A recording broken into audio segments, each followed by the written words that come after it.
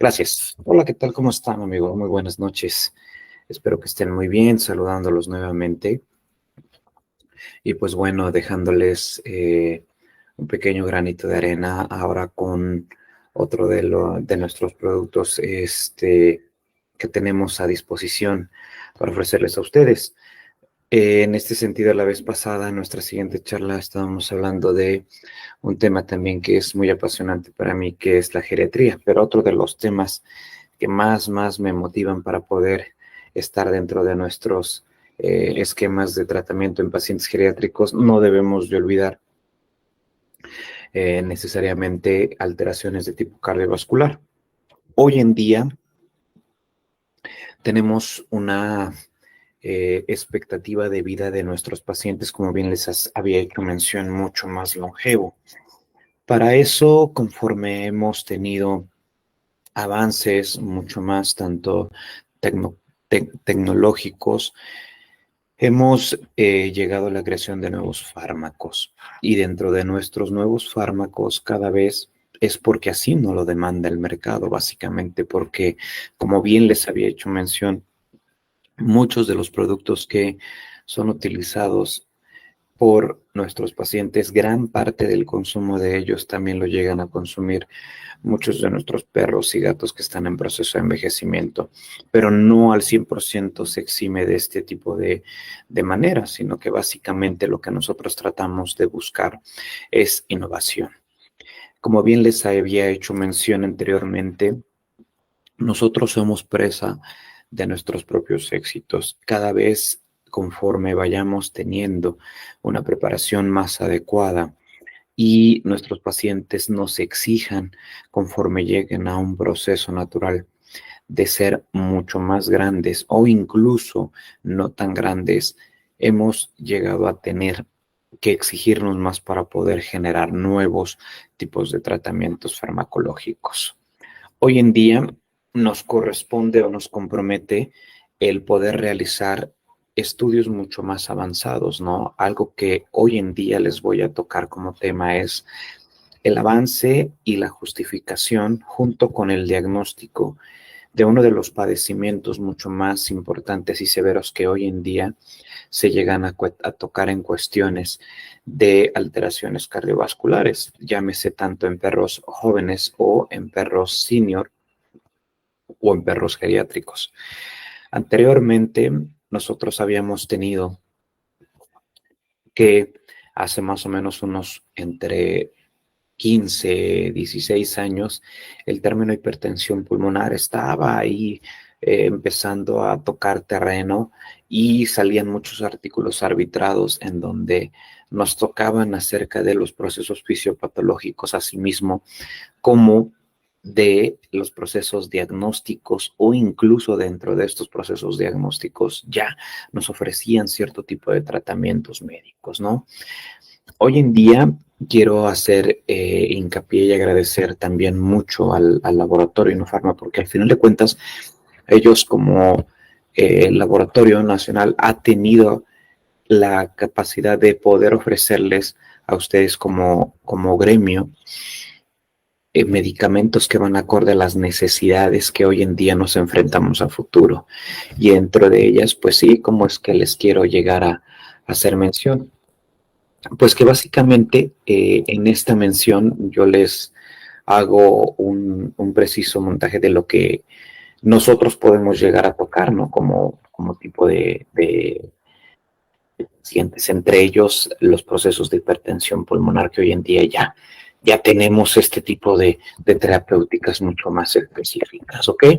Bien, como les venía mencionando, el laboratorio tiene ahorita la oportunidad de innovar con nuevos tratamientos y estos tratamientos van encaminados básicamente para poderles ofrecer a ustedes una amplia variedad de gama de productos que son específicamente algún tipo de fármacos vasodilatadores que nos ofrecen básicamente para poder atender a este tipo de pacientes con alteraciones de intervencionismo a nivel de la arteria pulmonar principal.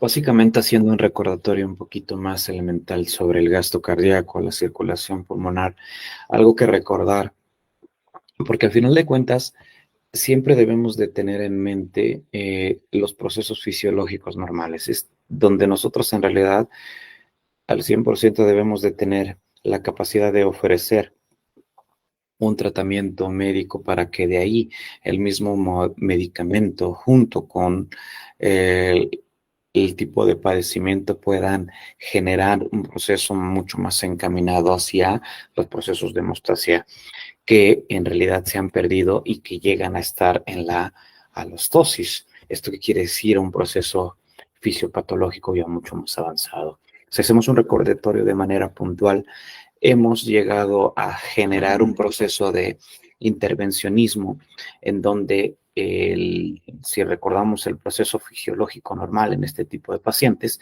llegamos a encontrar que si adaptamos nuestras necesidades en cuanto a los sistemas circulatorios menores y mayores, llegando a reconocer lo que sucede en cada uno de este tipo de padecimientos, como por ejemplo, si nosotros recordamos las leyes fundamentales de la parte elemental de un mecanismo homeostático dentro de la naturaleza cardiovascular, recordaremos que el corazón está siempre alistado con un proceso de precarga, poscarga y contractibilidad. ¿A qué quiero llegar con esto? Que básicamente en este tipo de eventos siempre tratamos de generar de manera minuciosa un estado de estabilidad. A esto que quiero llegar. Si nosotros recordamos el proceso de circulación normal de nuestro corazón, recordaremos que la sangre proviene de la vena cava superior hacia la zona de la aurícula derecha, posteriormente llegando hacia la válvula tricuspidia, posteriormente encaminándose hacia la cúspide de la válvula pulmonar y en su momento esto va a desencadenar en arteria pulmonar tanto derecha como del lado izquierdo. A esto llegamos a generar un retorno totalmente venoso y en este retorno venoso ya vamos a llamarle de manera estructural, aunque ya se ha modificado la oxigenación de nuestra porción sanguínea, llegamos a encaminar esa sangre ya oxigenada sobre la aurícula del lado izquierdo y posteriormente la válvula mitral y con esto hacia el ventrículo del lado izquierdo. Y de ahí, por supuesto, vamos a nosotros a generar un proceso de encaminamiento hacia una buena forma de gasto cardíaco. Todo esto con las propiedades extrínsecas e intrínsecas y mecanismos compensatorios. Dentro de estos mecanismos compensatorios hacemos un breve recordatorio bajo estímulos simpáticos y parasimpáticos sobre la base del callado aórtico para poder fomentar un incremento o una baja de estímulos adrenérgicos para aumentar o bajar la frecuencia cardíaca. Posteriormente a este sentido, existen otros mecanismos neuroendocrinos en donde se ven estimulados cierto tipo de hormonas como es la eritropoyetina para que de ahí se pueda desencadenar en parte otro tipo de modificadores en donde de alguna otra manera podamos desencadenar también una disminución en la falta o el aporte de oxígeno, que esto puede suceder a través de los eritrocitos. Posteriormente también tenemos otros mecanismos compensatorios que básicamente están encaminados a el sistema liberador de la renina-angiotensina aldosterona. Y obviamente este tipo de sistemas pueden de alguna otra manera desencadenarme cierto tipo de mecanismos en donde el corazón trata de mantener estos equilibrios de precarga, poscarga y contractibilidad. Haciendo un recordatorio junto con el sistema de conducción, algo que no se debe olvidar, ustedes deben de llegar a tener en mente que anteriormente, y esto se los digo textualmente conforme yo estaba estudiando, muchos de mis pacientes que eran diagnosticados en su momento con alteraciones del sistema cardiovascular como persistencias del conducto arterioso, estenosis de la arteria pulmonar. Mencionaban que en algunas ocasiones este tipo de pacientes en edades muy jóvenes, la enfermedad avanzaba y progresaba a tal grado de que morían de manera súbita. Hoy en día, y la realidad y el avance tecnológico de nuestra intervención ha generado que tengamos más posibilidades, pero para eso se ha hecho hincapié en el uso de nuevos fármacos.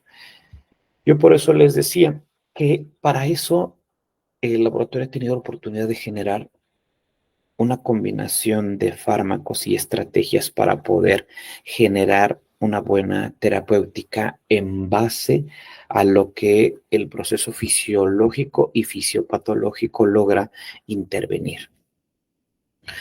Ustedes reconocen el sistema renina-angiotensina-aldosterona. Lo que hace este sistema de renina-angiotensina-aldosterona en muchas de nuestras ocasiones es un sistema mecanismo homeostático, es donde nosotros debemos hacer cierto tipo de intervenciones.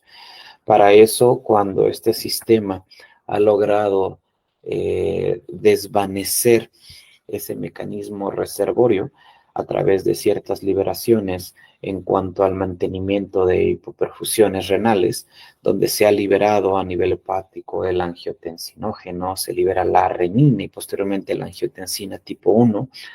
A nivel pulmonar, empezamos a generar la liberación de angiotensina tipo 2 y esto puede desencadenar en algunas ocasiones a nivel de la aldosterona reabsorciones tubulares y su contraparte también vasoconstricción arteriolar, secreciones de DH y activaciones simpáticas.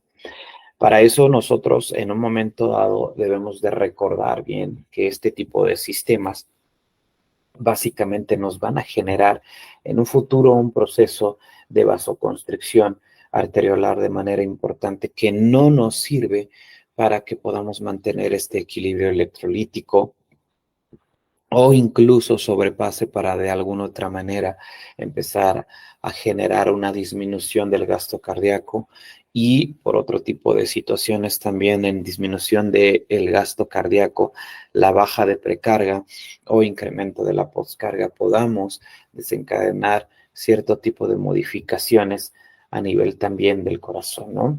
Es por eso que antes de este tipo de intervenciones, me acuerdo en algunas ocasiones que nosotros cuando llegamos a diagnosticar pacientes con sonidos anormales o pensábamos o sospechábamos de algún soplo, la primera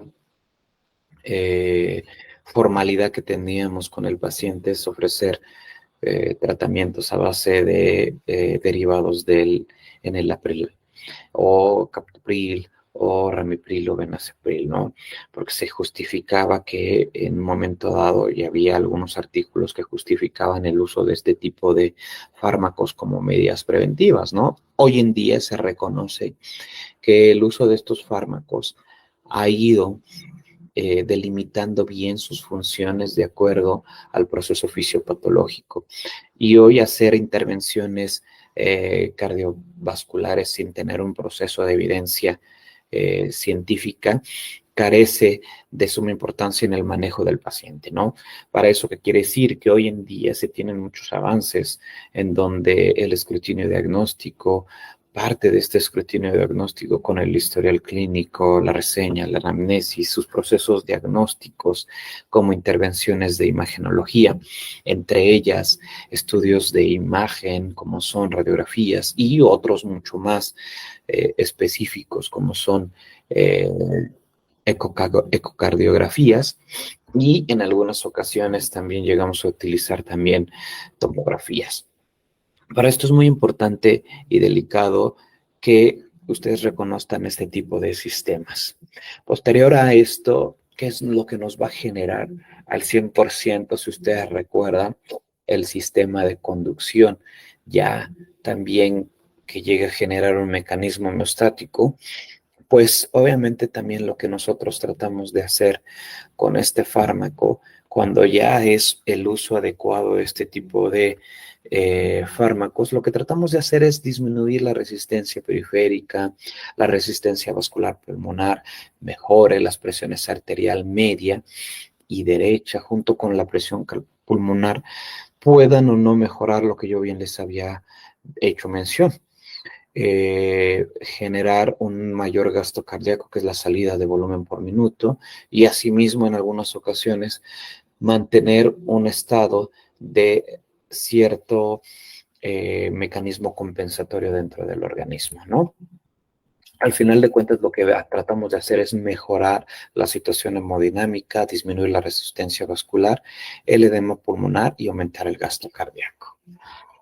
Hoy en día, el uso de fármacos como el sildenafil es una de las terapéuticas que más se recomiendan y que ha tenido la base formadora para este tipo de padecimientos, no solamente en alteraciones de hipertensión pulmonar, sino que hoy en día también ha predominado el uso de estos fármacos para generar, como lo veremos más adelante, el uso de resistencias vasculares a un nivel mucho más específico, ya sea a nivel arteriolar o precapilar, porque en algunas ocasiones está subestimado el diagnóstico tan preciso de evidencia de procesos tan bajos, mediano o avanzados de cronicidad de la presión arterial pulmonar. Para eso vamos a ir dando cómo es que llegan a funcionar en algunas ocasiones, recordando los procesos fisiológicos, fisiopatológicos. Cuando en una u otra manera ustedes llegan a generar un proceso mismo de hipertensión pulmonar, nosotros llegamos a decir que es una situación patológica en que las presiones de la circulación pulmonar están incrementadas. ¿Cómo es que se llega a presentar estos cambios de manera importante dentro del tracto de salida del ventrículo del lado derecho y su consecuencia sobre esta elongado cambio de hipertrofia concéntrica que se puede dar con la subsecuente cambio molecular y asimismo generar en este sentido las resistencias vasculares en las fases iniciales o avanzadas de un fallo cardíaco congestivo?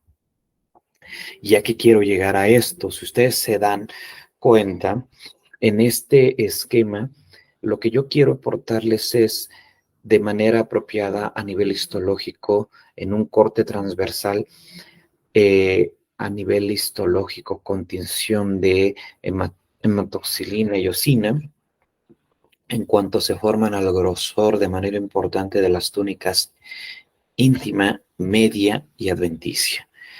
Si ustedes se dan cuenta, cada una de estas van a estar liberándose mediadores moleculares que me pueden aportar un mecanismo de menor resistencia hacia la distensión o hacia la contractibilidad misma.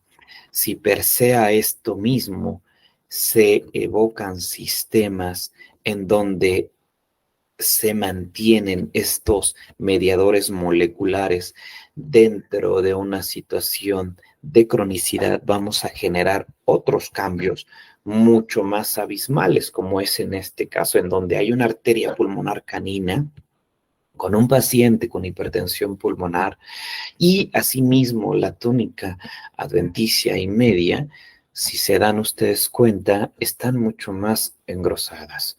Esto, de alguna otra manera, porque ya ha habido una cronicidad en cuanto a mayores cambios de resistencia. A lo que quiero llegar, parte de los mecanismos o mediadores químicos que se llegan a desarrollar, y esto es a lo que voy a ir yo citando. ¿Cómo se considera un proceso de hipertensión pulmonar? Pues bueno, básicamente un proceso de hipertensión pulmonar es un incremento en la mayor resistencia que pueda llegar a tener la salida de sangre que proviene de el ventrículo del lado derecho y posteriormente llega a generar un paso hacia el tracto de salida como tal y hacia la arteria pulmonar principal. ¿Cómo se hace dentro de este tipo de mediciones?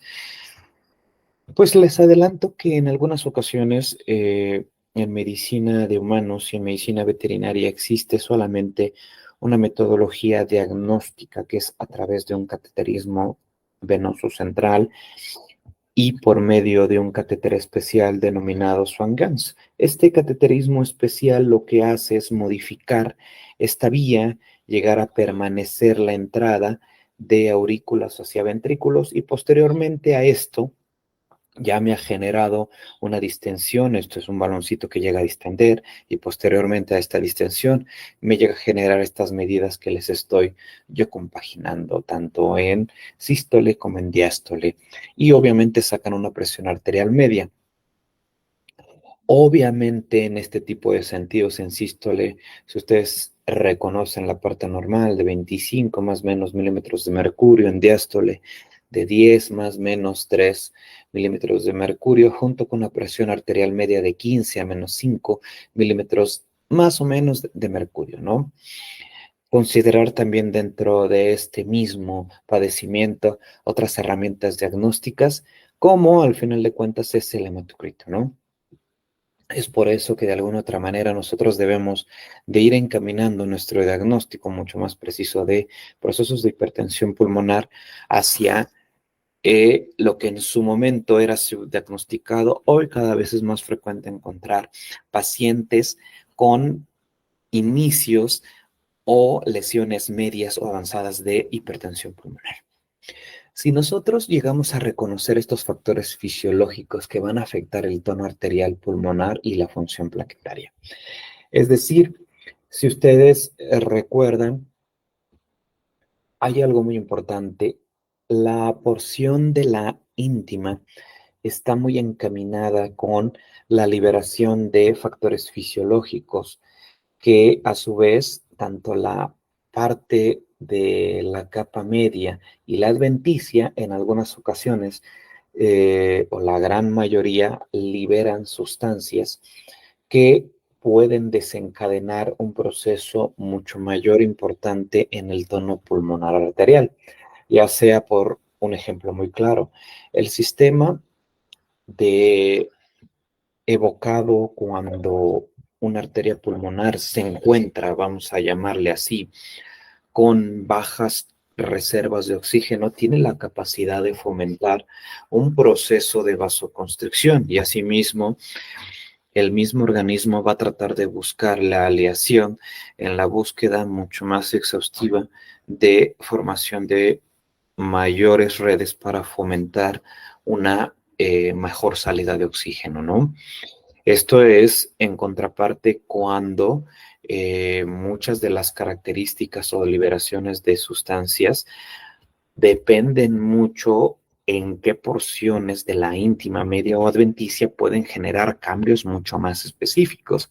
Es decir, en algunas ocasiones también parte de la media tiene la capacidad de liberar a través de sustancias como la prostaciclina o en su defecto también el óxido nítrico o a través de aminas vasoactivas como son la serotonina por los factores de crecimiento que se están dando dentro de estas células especializadas, que si recordamos el corte histopatológico que les había mostrado, son las que más van a llegar a generar un proceso de hipertrofia concéntrica conforme ha pasado el tiempo. Es decir, si ustedes reconocen hasta incluso un daño endotelial en donde hay liberación de la angiotensina tipo 2, que nos va a generar a nivel arterial un mayor proceso de vasoconstricción. ¿Y por qué me voy a meter en esto de la angiotensina tipo 2? E incluso también voy a tratar episodios de liberación de sustancias como tromboxano o óxido nítrico. A lo que quiero llegar a esto es de que en algunas ocasiones también el uso de los inhibidores de la enzima angiotensina-aldosterona pueden ayudarme también a un efecto fisiológico a vasoconstricción. ¿Y esto qué quiere decir? que en algunas ocasiones el inhibir este tipo de fármacos, o más bien con estos fármacos, la acción de la angiotensina tipo 2 con enelanapril puede actuar de manera importante con el uso de estos fármacos a nivel de la arteria pulmonar principal. También existen otro tipo de efectos sobre la función plaquetaria, recordando que también son unas células especializadas que se están dando dentro del interior del intercambio de procesos naturales de mediadores químicos. Si existe este remodelaje, de alguna otra manera, esta función plaquetaria tiene una respuesta de activación o inhibición. Si se activa con la prostaciclina, se inhibe de alguna otra manera el efecto de la función plaquetaria. Si tenemos la contraparte de la prostaglandina tipo E1, en algunas ocasiones también inhibe esta función plaquetaria. Lo que quiero llegar es que en algunas ocasiones puede llegar a generar una vasoconstricción de manera mecánica. En el caso también de activaciones de la función plaquetaria con el tromboxano, pues podemos generar un proceso netamente de vasoconstricción o de endotelina 1 o de serotonina con este tipo de efectos de función plaquetaria al generar un proceso de vasoconstricción mucho más específica. Es por eso que de alguna otra manera nosotros denotamos estos mecanismos fisiológicos para que de ahí podamos describir los fisiopatológicos.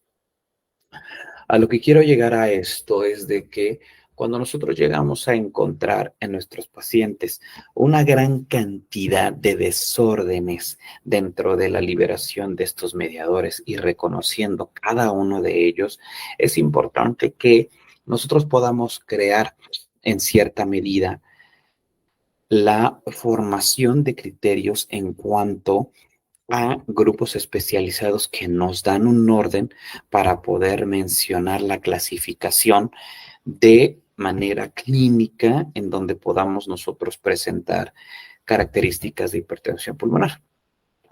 En la actualidad eh, nos han hay un trabajo bastante bien explícito y muy didáctico que es a través del consensus norteamericano de medicina interna y nos hace mención en la clasificación clínica de la parte de la intervención en cuanto a la hipertensión pulmonar, donde ellos hacen mención a los grupos que podamos nosotros llegar a definir en hipertensión arterial pulmonar grado 1, grado 2, grado 3, grado 4 y grado 5.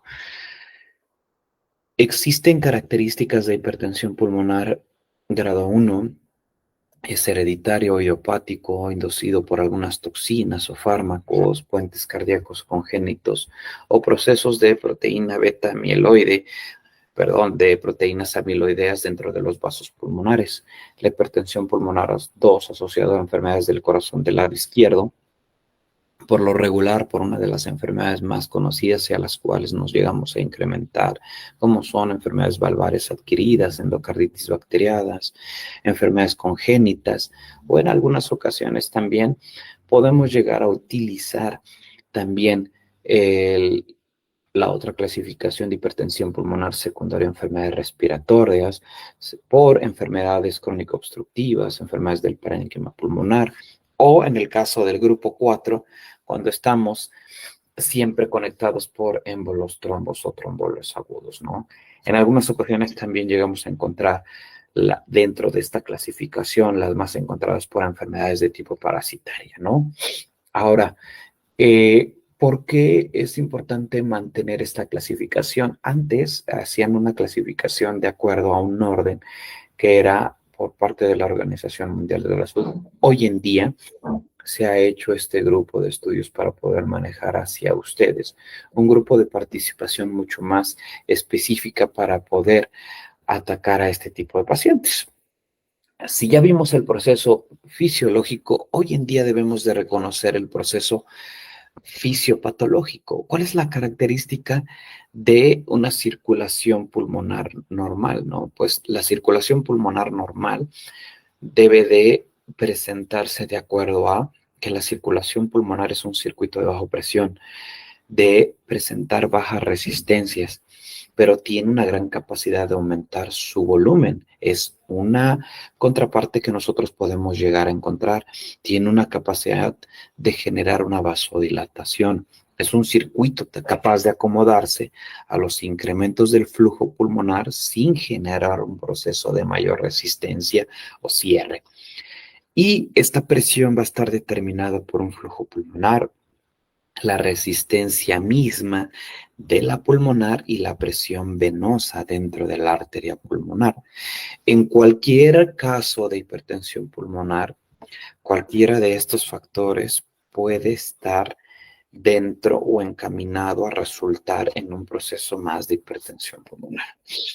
¿Qué es lo que nosotros llegamos a cabo? Miren, si nosotros llegamos a tener, vámonos por factores genéticos o desencadenantes, todos los que hemos visto anteriormente o los que les he mencionado dentro de nuestra clasificación en el AGBIN. Existe un cambio de liberación de endotelina, tromboxanos y un superóxido, donde de alguna otra manera me van a generar una vasoconstricción.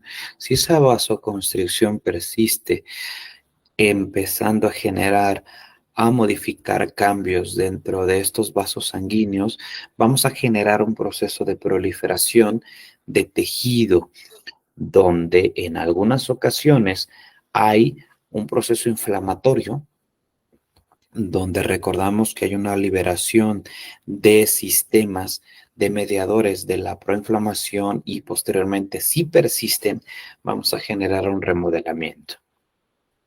Al mantener estos mecanismos mucho más distantes, podemos generar un cambio. Y este cambio es en donde la arteria pulmonar principal va a generar un mayor cambio anatómico, donde hay, por una parte, una estrechez, pero por la aorta hay una dilatación. En esta dilatación vamos a fomentar la obliteración pulmonar y un aumento en la resistencia pulmonar. Si mantenemos esto de manera continua, vamos a generar un fracaso del ventrículo derecho, igual a padecer alteraciones de la insuficiencia cardíaca congestiva del lado derecho. Esto es un proceso fisiopatológico que se puede desencadenar por esto mismo. Cuando nosotros llegamos a presentar procesos fisiopatológicos en factores desencadenantes, hay incremento en la presión venosa pulmonar. Ocurre cuando la presión del atrio izquierdo supera básicamente los 25 milímetros de mercurio. ¿Esto qué quiere decir? Si nosotros vamos a desencadenar una patología del lado izquierdo, que es las que más comúnmente es lo que llegamos a encontrar, a lo que quiero llegar es a lo siguiente.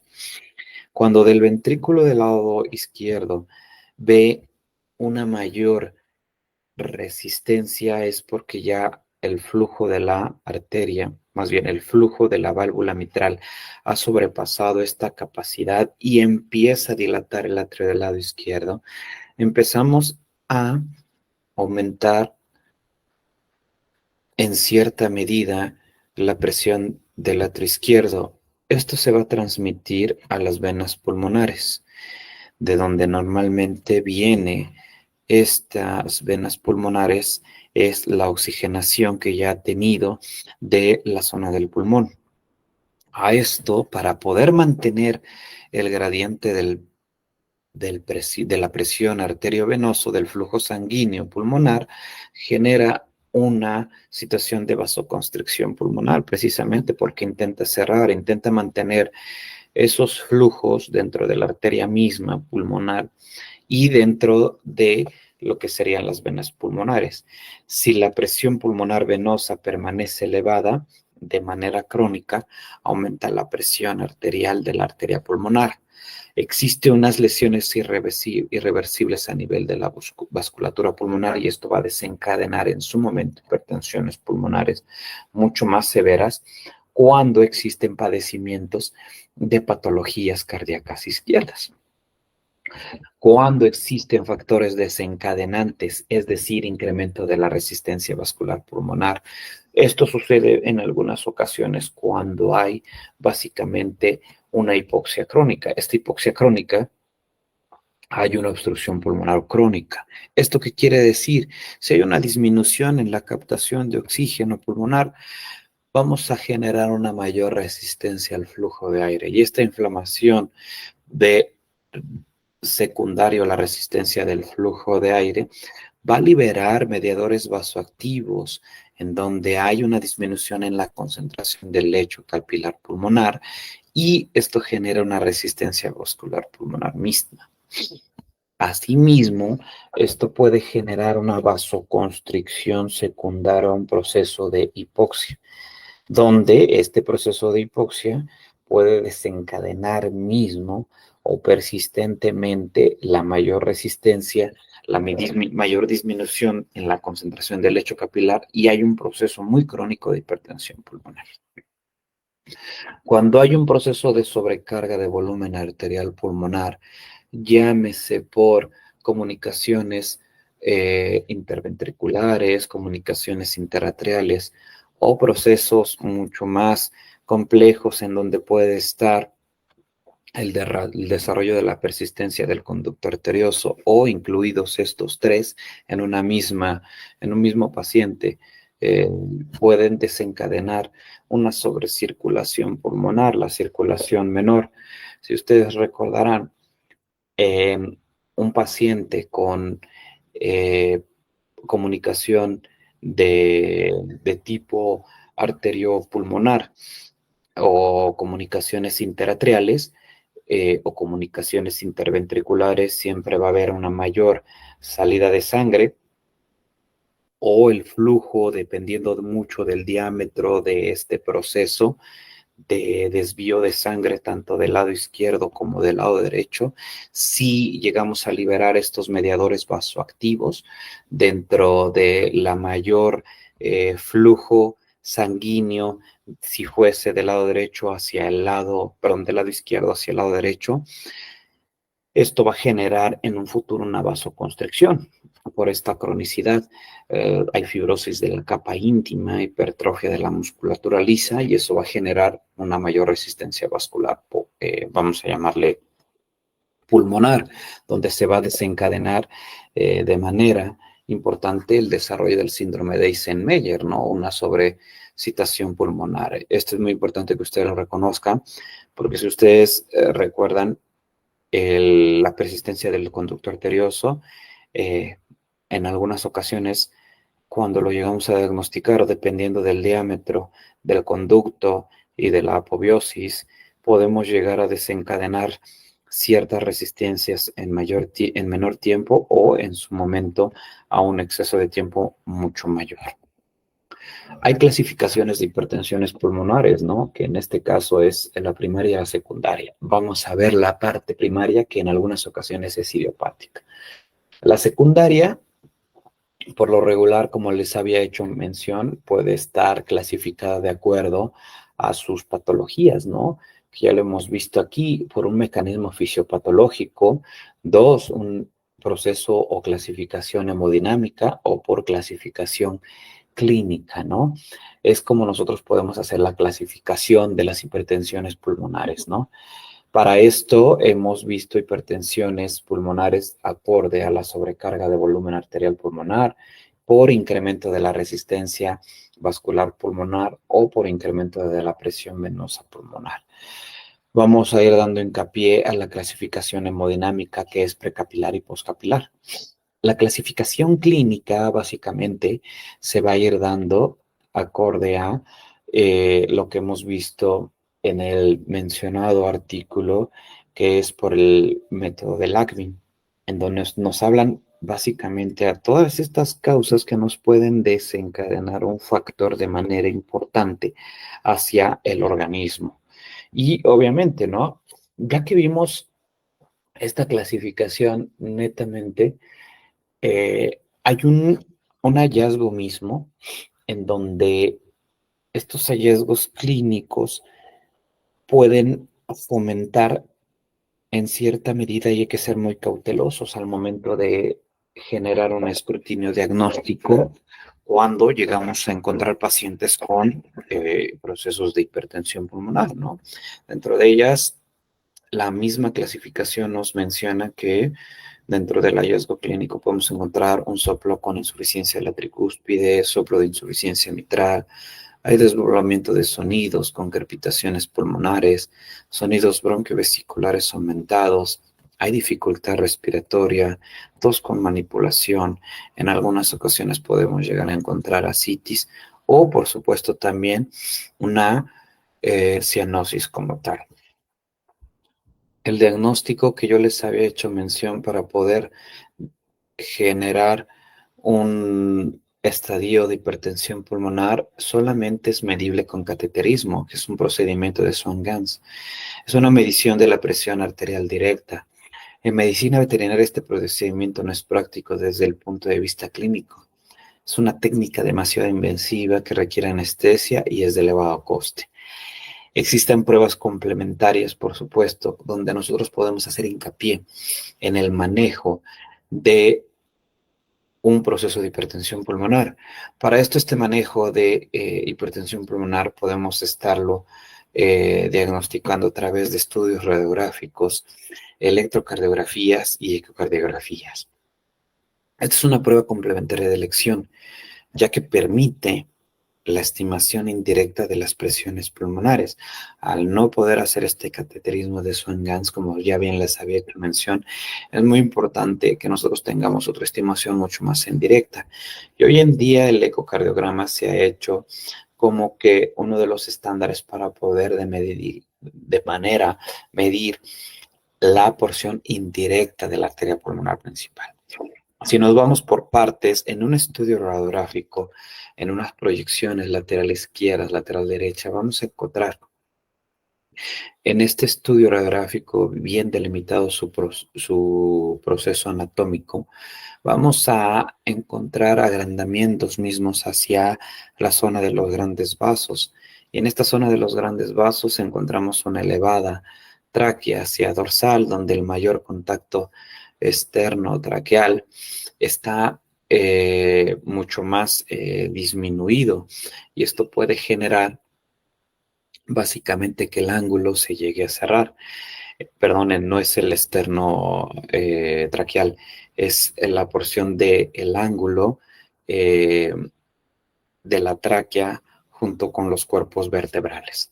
Posteriormente a esto, si ustedes reflejan en porciones mucho más específicas de manera anatómica, llegamos a encontrar sobre la zona de la salida de los grandes vasos, la arteria y bronquio y vena. En esta, donde hay un mayor,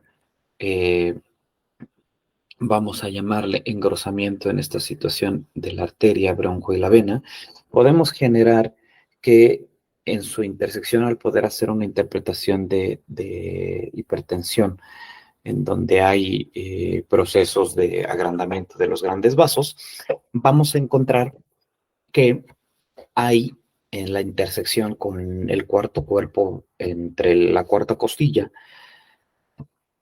si ustedes delimitan la cuarta costilla, que aquí la llegamos a tener 1, 2, 3, 4, en un momento dado deben de estar bien alineadas y en esta alineación vamos a encontrar en su contraparte que normalmente deben de formar junto con la arteria y esa intersección con la cuarta costilla un cuadrado perfecto.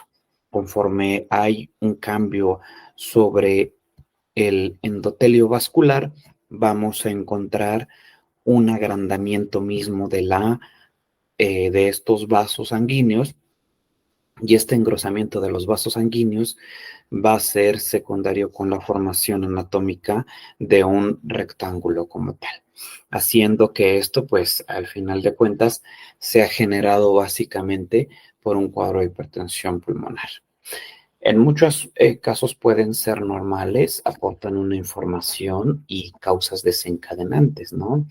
Como vimos en esta radiografía y como vamos a verla, podemos generar signos o imágenes compatibles con cardiomegalia del lado derecho, En otras proyecciones, como son eh, la dorsoventral, podemos llegar a encontrar el signo de D invertida, o en su momento podemos llegar a encontrar cardiomegalia generalizada. La dilatación de la arteria pulmonar y obviamente en algunas ocasiones las arterias pulmonares, como en el caso anterior, fueron lobares que estaban tortuosas. ¿Esto qué quiere decir? Que en algunas ocasiones hay signos de falla cardíaca congestiva derecha, en algunas ocasiones también llegamos a encontrar efusiones pleurales, dilataciones de la vena cava caudal, en algunas ocasiones llegamos a encontrar hepatomegalia, citis, hipertensión pulmonar por problemas respiratorios, cambios en el patrón pulmonar desde patrones bronquiales, bronquiectasias o incluso también llegamos a encontrar ciertas reducciones del espacio traqueal, ¿no? Y en algunas ocasiones llegamos a encontrar este síndrome de Eisenmenger donde los pulmones están hipoperfundidos. En esta imagen, en una proyección dorsoventral, si ustedes logran determinar en este estudio, llegando a ver con hincapié, es un esquema de cómo se puede llegar a determinar cambios morfológicos y más bien cambios morfológicos dentro de esta arteria pulmonar principal. Dentro de estos cambios morfológicos, en una proyección de dorso ventral, llegamos a encontrar el signo de D invertida. Posteriormente a este cambio de signo de D invertida, vamos a encontrar un agrandamiento de acuerdo a su analogía del reloj en donde hay una dilatación de la arteria pulmonar principal, que aquí se esquematiza de color azul.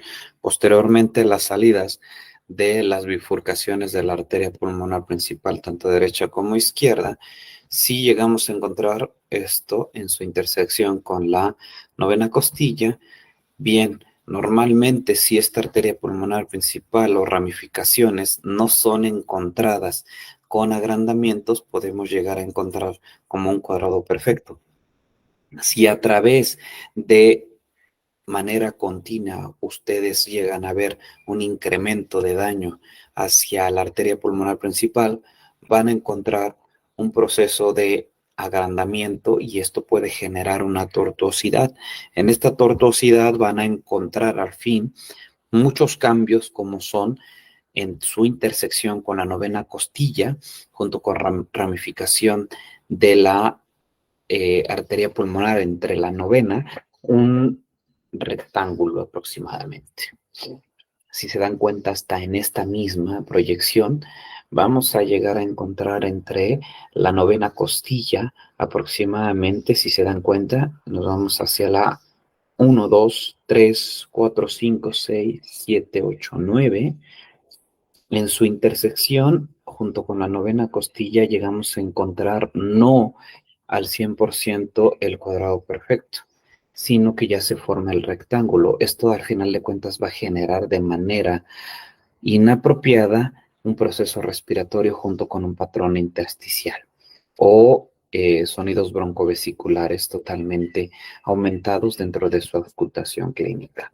Como bien les había hecho mención, el ecocardiograma estima de manera indirecta las presiones pulmonares, las velocidades de los flujos, la remodelación de las cámaras cardíacas y asimismo va a determinar la función cardíaca debido a la hipertensión pulmonar.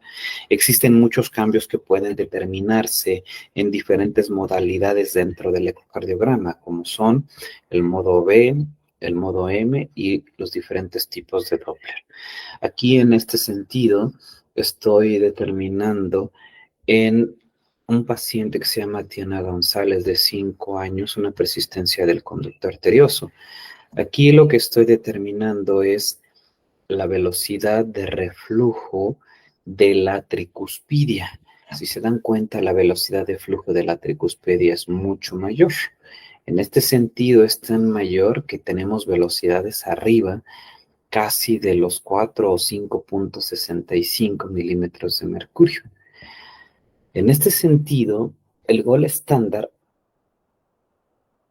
es el método un poquito más específico para poder determinar los procesos de cambios dentro de la arteria pulmonar principal. No invasivo y al final de cuentas, en ausencia de obstrucciones de salida del ventrículo derecho, cuando hay doble salida del ventrículo del lado derecho o cuando hay una correcta función sistólica. Pero para eso ustedes deben de evaluar a través de un minucioso estudio ecocardiográfico para poder determinar este tipo de evidencias, ¿no? ¿Qué es lo que encontramos? Para poder evaluar la existencia de hipertensión pulmonar, valoraremos principalmente cambios en la regurgitación de la cúspide, de la tricúspide. La determinación de la velocidad de la máxima velocidad de la tricúspide es el método más común que se utiliza para diagnosticar la hipertensión pulmonar. Otros hallazgos ecocardiográficos son la misma insuficiencia de la pulmonar, hay hipertrofia del ventrículo del lado derecho, hay aplanamiento del septo interventricular. En algunas ocasiones puede haber un movimiento septal paradójico con índice de excentricidad del ventrículo izquierdo también por pseudohipertrofia del ventrículo del lado izquierdo por agrandamiento del ventrículo del lado derecho. La relación del diámetro de la arteria pulmonar y la aorta es otro de los indicadores mucho más específico. Los perfiles del flujo del tracto de salida del ventrículo del lado derecho, el tiempo de intervalos del ventrículo sistólico, tiempo de aceleración, tiempo de eyección. La relación entre el tiempo de aceleración y el tiempo de eyección es otro de los fundamentos junto con el periodo de preyección para poder determinar este intervalo ventricular sistólico. Y asimismo también en la actualidad se llegan a tomar lo que es el índice de distensibilidad de la arteria pulmonar del lado derecho. Son varios modificadores o varios puntos que ustedes deben de tomar para poder determinar si existe algún cambio de manera importante. En el ecocardiograma, los tiempos de intervalo del ventrículo sistólico entre lo que es el tiempo de aceleración, la relación entre el tiempo de aceleración y el tiempo de eyección junto con el periodo de preyección. Aquí estamos haciendo hincapié el tiempo de aceleración de la velocidad del flujo junto con la pendiente, la velocidad máxima misma junto con el gradiente de presión. La velocidad de la pulmonar del ventrículo, obviamente, en este tipo de sentidos estamos haciendo sentido cuál es esa relación entre el tiempo de aceleración y el tiempo de eyección. Asimismo, como tal, también evaluamos flujos, los perfiles de flujos del tracto de salida del ventrículo del lado derecho. El tipo 1 o el tipo 2 o el tipo 3 nos pueden determinar si existen, dependiendo de esto, en este flujo de salida, características que nos pueden deformar en posicionamiento totalmente adecuado, características mucho más específicas de flujos de salida. Si existe un perfil de salida mucho más anormal, como es el 1, el 2 o el 3, podemos en cierta medida estadificar. Por ejemplo, en el grado 3, vemos que en los casos más graves se puede apreciar una rápida aceleración con una velocidad pico inicial y una muesca sistólica media, que quiere decir que esto se evalúa en un sistólico media, algo determinando de una manera anormal. Como por ejemplo en un tipo 2, cuando aumenta la presión arterial pulmonar, se registra un perfil asimétrico debido a una rápida aceleración inicial ya a una velocidad pico temprano, o a un tipo 1, donde básicamente cuando la presión arterial es normal, se registra un perfil con velocidad de aceleración y de desaceleración, igual produciendo por un tipo de apariencia simétrica.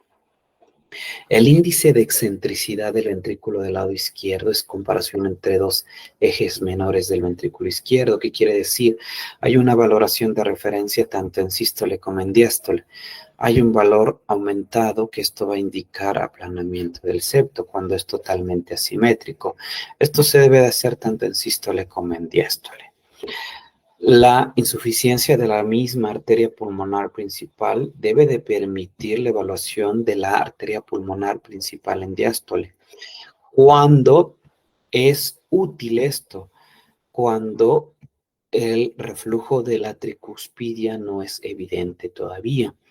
Los valores mayores a 2.2 metros por segundo, que es equivalente a 19 milímetros de mercurio, son sugerentes de hipertensión pulmonar diastólica. Puede no estar presente en todos los pacientes con hipertensión pulmonar. La velocidad máxima de regurgitación de la tricuspidia es la medida ecocardiográfica más usada para diagnosticar y establecer la clasificación de la hipertensión pulmonar en 3 niveles de gravedad, de leve, moderado, severo.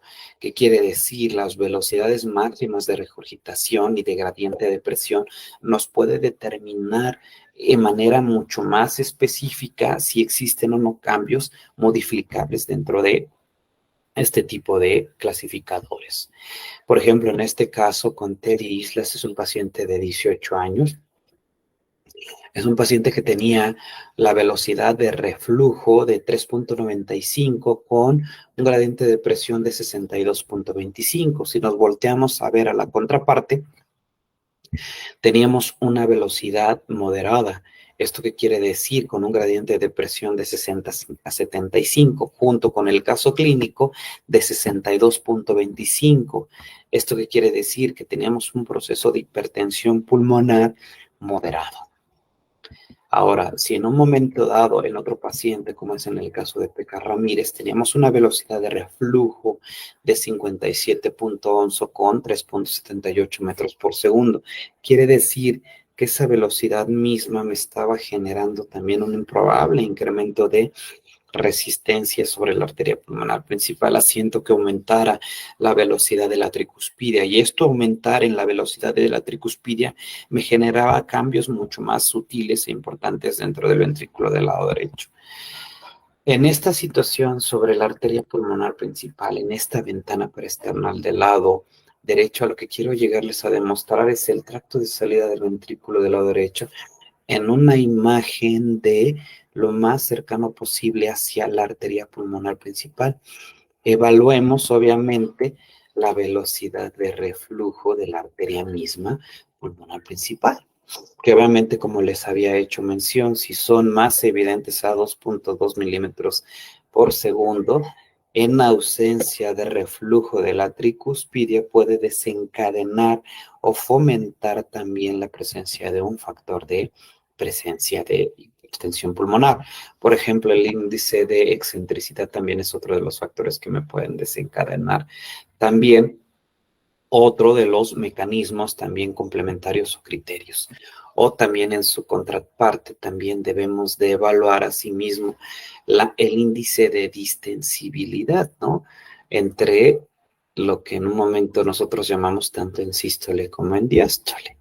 Y obviamente este índice de distensibilidad no debe de ser menor a 25% entre estas dos medidas, porque al final de cuentas quiere decir que su distensibilidad es mucho menor. Si fuese más de esta cantidad, podemos generar un proceso más importante de hipertensión pulmonar. En casos, por ejemplo, la relación aorta-arteria pulmonar, la cantidad máxima que puede llegar a entrar la aorta sobre la arteria pulmonar principal. Los tiempos de aceleración, junto con el tiempo de proyección y el tiempo de eyección máxima. Si se dan cuenta, aquí tenemos las muescas de la arteria pulmonar principal como muy sugerente a un patrón de pulmonar principal tipo 2, en donde el tiempo de la aceleración es mayor, existe una pequeña muesca y el tiempo de eyección es mucho menor en este sentido. Entonces, ese tiempo de eyección y el tiempo de aceleración es mayor conforme han disminuido a este flujo como tal, a lo que yo les había hecho mención. En este ejemplo también como tal, a Pipo Sandoval también, el tiempo de proyección es muy importante que nosotros lo determinamos junto con el tiempo de aceleración, que es la velocidad, junto con el tiempo de eyección mismo. Ahora, ¿cómo es que cuando hemos identificado a un paciente con hipertensión pulmonar podemos darle todas estas herramientas que hemos visto, una terapéutica totalmente adecuada? Existen en la actualidad una gran cantidad ya más específica de tratamientos dependiendo de los procesos naturales o fisiológicos que ustedes puedan llegar a tener. Para esto mismo, reconociendo estos mecanismos, pueden ofrecer una terapéutica mucho más adecuada. Si ustedes recuerdan la parte donde había estos factores fisiológicos que se desencadenan en cuanto a la liberación de sustancias que pueden generar vasoconstricción o vasodilatación, como la endotelina, la prostaglandina E2, la angiotensinógeno o la angiotensina tipo 2, o incluso cuando se han liberado estas sustancias, hay fármacos mucho más específicos que pueden desencadenar un proceso de regulación. El sildenafil es un fármaco de elección para perros con tratamientos de hipertensión pulmonar. Es un inhibidor selectivo de la fosfodiesterasa tipo 5, responsable de la degradación de el sistema liberador de crecimiento en las células musculares lisas presentes en los vasos sanguíneos. El incremento de los niveles de este tipo de factores de crecimiento se traduce en una relajación de las células musculares lisas, por lo tanto hay una vasodilatación del lecho capilar. Nosotros, de manera importante, uno de los tips cuando tengo, y depende de la clasificación que yo le pueda ofrecer, hay inicios de hipertensión pulmonar de leve, moderado a severo, puedo utilizar dosis incluso de 1, 2 o 3 gramos por kilo. Cuando son pacientes que han sido refractarios, yo puedo utilizar dosis de 3 miligramos por kilo cada 8 horas. Yo lo que hago es una dosis inicial de 2 miligramos por kilo cada 8 horas. Si noto mejoría, puedo bajar la frecuencia incluso hasta cada 12 horas.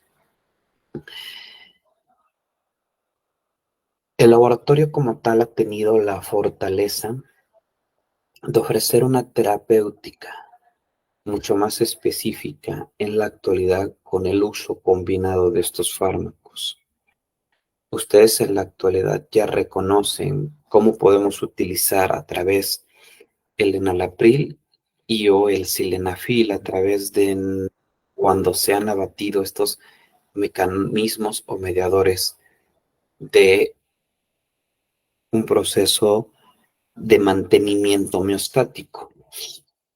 Con esta plática lo que quiero llegar es que el proceso fisiopatológico, diagnóstico y tratamiento de la hipertensión pulmonar hoy en día genera un cambio abismal para la terapéutica de nuestros pacientes, tanto perros jóvenes como para perros senior y o perros un poquito más longevos. Mi experiencia clínica me fomenta a decir que en pacientes geriátricos debemos iniciar con las dosis mínimamente necesarias para poder de ahí ir vislumbrando a los pacientes conforme vayan avanzando. Tenemos estudios clínicos y a esto quiero llegar, que en este estudio clínico de campo nosotros llegamos a utilizar algunos pacientes para poder identificar anomalías en cuanto a el trabajo de campo que se ofreció para poder describir si el uso de el fármaco como es el enalapril y el sildenafil combinados a dosis de 2 miligramos por kilo de sildenafil y a dosis de 0.3 miligramos por kilo del enalapril pueden generar un proceso de vasodilatación como de hipertensión pulmonar.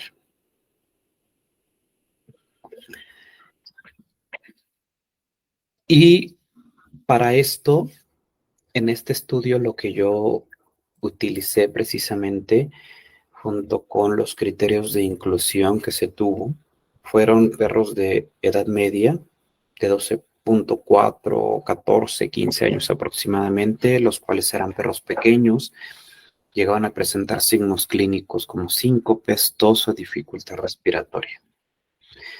Obviamente muchos de estos perros tenían varias comorbilidades. Dentro de ellos se trataron de sacar este tipo de pacientes y algunos otros criterios solamente estaban incluidos pacientes con diagnóstico de hipertensión pulmonar a través de estudios radiográficos y estudios de ecocardiograma sin que tuvieran otro tipo de comorbilidades.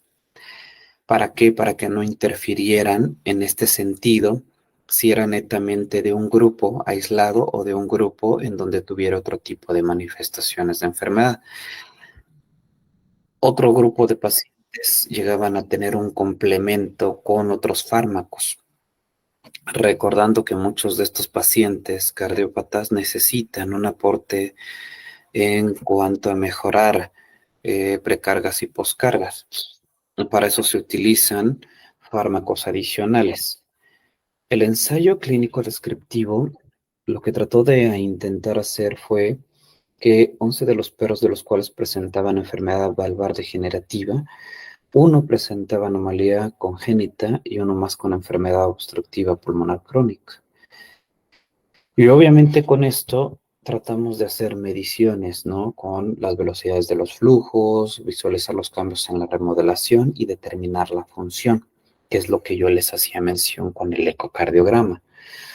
¿Cuáles fueron los resultados dentro de esta variación significativa por estos criterios de inclusión que les he hecho mención? Hay cambios tan significativos que me dicen, ¿no? Que en cierta medida la velocidad del flujo de la tricúspide se redujo de manera significativa.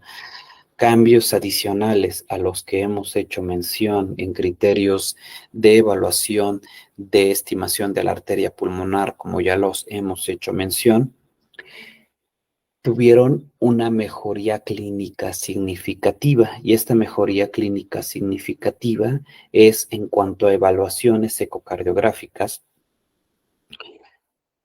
continuas en un periodo de 3 meses en donde se intentaron evaluar estos puntos ecocardiográficos y donde se instauró en que muchos perros con hipertensión pulmonar moderada o severa tuvieron un paso a que se mantuvieran o en su defecto a que lográramos bajar el estadio en el que habían sido clasificados antes del tratamiento. Obviamente, esto se realizó más o menos con tratamientos mucho más específicos y en conjunto con otros. Hubo una diferencia significativa en la respuesta entre perros tratados con sildenafil y los que recibieron medicamentos adicionales. Quiere decir que la significancia clínica tuvo una mejoría mucho más estable para poder determinar factores desencadenantes genéticos o clínicos que pudieran hacer que el paciente lograra mejorar. Para esto es muy importante que durante el estudio y durante lo que hemos platicado, no he visto al 100% pacientes con alteraciones gastrointestinales, sí deben de tener mucho cuidado con esto, o que en algunas otro tipo de alteraciones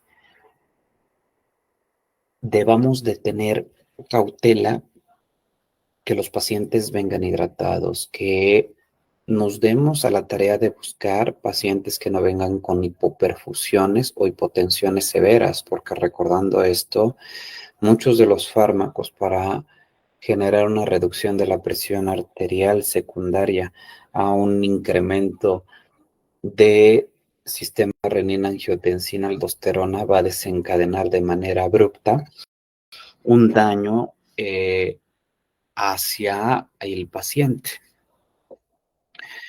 Como característica adicional, y ya para finalizar esta charla, lo que yo quería describirles en este sentido es que cada vez vamos a tener nuevas terapias de medicamentos que nos puedan ofrecer una terapéutica específica en un padecimiento específico. Nosotros tenemos un arsenal de fármacos en nuestra clínica diaria y recordando que fármacos son muy específicos para tratar pacientes específicos. No todos son recetas de cocina, eso quiero que les quede muy claro. A lo que quiero llegar es que cada paciente va a trabajar de manera diferente y en este sentido, al trabajar de manera diferente, dependiendo de la patología, van a ocupar diferentes fármacos. Quiero que conozcan que he trabajado mucho con el laboratorio Innofarma y ha tenido la oportunidad de sacar nuevas generaciones de fármacos que ustedes les pueden ofrecer tratamientos específicos a pacientes específicos. Sin más, por este momento dejo por terminada la charla del día de hoy, esperando sus preguntas que podamos resolver, sin antes agradecer a todos por estar en este sentido el día de hoy, aquí con ustedes. Y pues de antemano agradeciéndoles muchísimo el haber asistido con esta interesante plática de hipertensión pulmonar, diagnóstico desde parte de los procesos fisiológicos, fisiopatológicos y ahí entrar en el tratamiento. Sin más por el momento, pues les agradezco muchísimo y estoy a sus órdenes. Muchas gracias.